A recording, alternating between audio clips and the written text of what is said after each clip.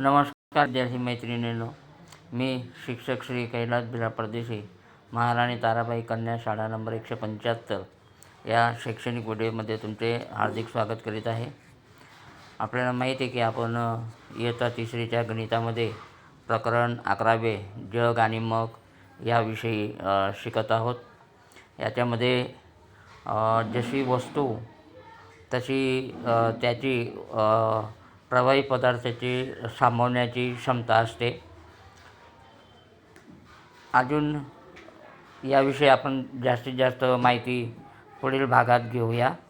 या ठिकाणी लक्ष द्यायचे आहे. पान नंबर 158 वरती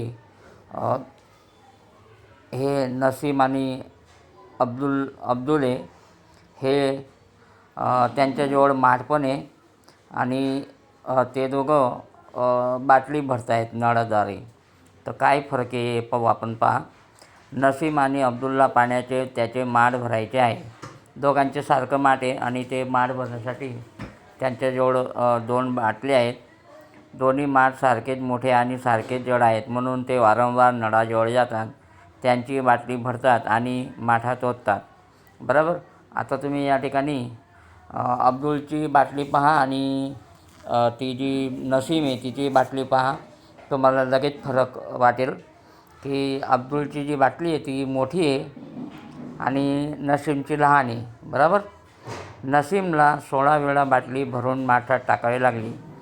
आता नसीमचं पूर्ण माठ भरण्यासाठी तिला 16 बाटल्या टाकाव्या लागल्या, परंतु अब्दुलला माठ भरण्यासाठी 8 वेळा बाटली भरावी लागली. आता याच्यावरून पण आपल्याला चित्रावरून दिसतं आहे की अब्दुलची बाटली मोठीच आहे आणि नसीमची लहान आहे. नसीम अब्दुलपेक्षा जास्त वेळ का गेली त्याचे कारण तुम्ही त्या ठिकाणी लिहायचे. आता पहा, या ठिकाणी पुन्हा विचारलं आहे, नसीमच्या बाटलीत अब्दुलच्या बाटलीपेक्षा अर्धे पाणी समावते. बरोबर. अर्धे पाणी समावते. तर या ठिकाणी तुम्हाला एक प्रश्न केलेला आहे, याचा तुम्ही अनुमान करायचे. या ठिकाणी एक अ आणि ब माठ आहे आणि त्या ठिकाणी ग्लास पण आहे. तर याच्यामध्ये या ठिकाणी विचारलं आहे की माठात 11 पेले पाणी समावते, माठात त्यापेक्षा दुप्पट पाणी समावते. माठाला भरण्यासाठी किती पेले पाणी आवश्यक आहे. तर माठाला, आता माठामध्ये जर 11 पेले भरले तर ते लगेच भरून जातं, परंतु जे माठ आहे त्याला किती पेले टाकले तर ते भरेल त्याच्याविषयी माहिती विचारली आहे. तर हे तुम्ही करून पाहिजे एक लहानसा प्रयोग घरी. त्याच्यानंतर या ठिकाणी पान नंबर 159 वरती हे 2-2च्या जोड्या केलेल्या आहेत मुलं मुलींनी आणि ते एक खड्डा भरते. एक रस्त्यामध्ये एक खड्डा पडून गेलेला आहे, ते भरण्याचा प्रयत्न करत आहे. ते खड्डे भरणे. कोहिमाजवळ एक लहान शहर आहे, तेथे रस्त्यात खड्डे पडले आहेत. पावसाळ्यात पूर्वी बालके खड्ड्यांना दगडांनी पुरू इच्छितात, ते सारख्या मापाच्या भागात दगड आणतात. पहा, या ठिकाणी मग ते जे मुलांची जे टोळकी ते दगडांनी भरण्याचा प्रयत्न करत आहेत आणि त्यांचे जे ग्रुप आहे त्याच्यामध्ये अ, ब, क असे नाव दिले आहेत आणि सारखे दगड आणत आहेत ते लोक.